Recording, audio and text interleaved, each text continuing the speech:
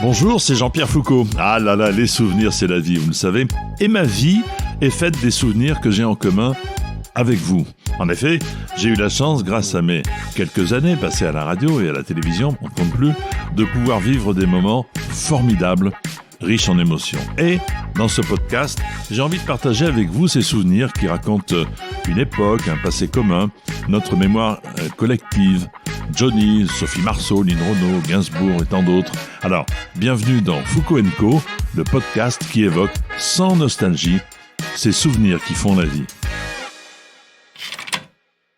Aujourd'hui, je vous raconte le jour où mon camarade, mon ami de toujours, Johnny Hallyday, a failli me casser la gueule. Voilà.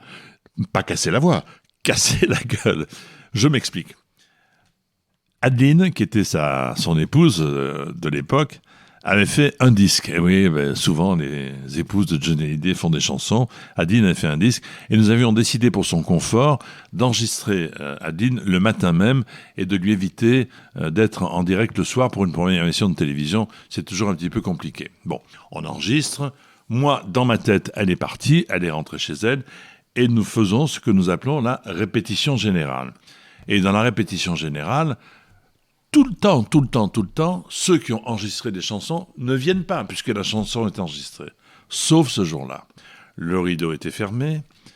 Le matin même, dans Voici, paraît une information capitale, la fin de Johnny et d'Adeline.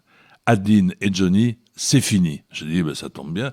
Et moi, comme un couillon que je suis, dans la répétition générale, on dit souvent n'importe quoi. Je dis, et maintenant, bonjour, sacrée soirée, nous allons recevoir Johnny, et Johnny qui vous propose de découvrir Adeline Hallyday. Hallyday, pendant quelques jours encore, car vous avez lu les journaux, la voici. Le rideau s'ouvre, elle est là. Elle est là alors qu'elle n'aurait jamais dû être là. Et Daniel Moine, le programmateur de l'émission, vient discrètement me taper dans l'épaule derrière et me dit, regarde qui il y a dans le studio et qui vient vers toi. Johnny. Johnny qui vient jamais à ses propres répétitions. Il était là, il se lève, un monument qui se lève. On aurait dit John Wayne, vous savez, qui se lève, qui vient vers moi.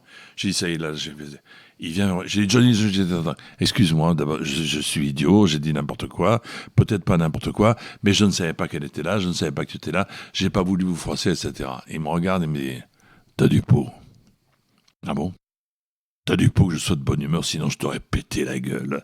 Et donc, c'est comme ça que j'ai évité, si vous voulez, de présenter une émission en direct avec un œil ou deux yeux au beurre noir. J'ai envoyé, 200 roses à Adeline, qui, je crois, m'en veut encore un peu.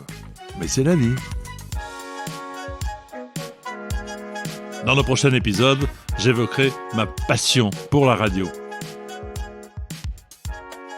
Si vous avez aimé cet épisode, notez-le, parlez-en autour de vous, et pour ne manquer aucun nouvel épisode, abonnez-vous à ce podcast sur votre plateforme audio préférée. À bientôt!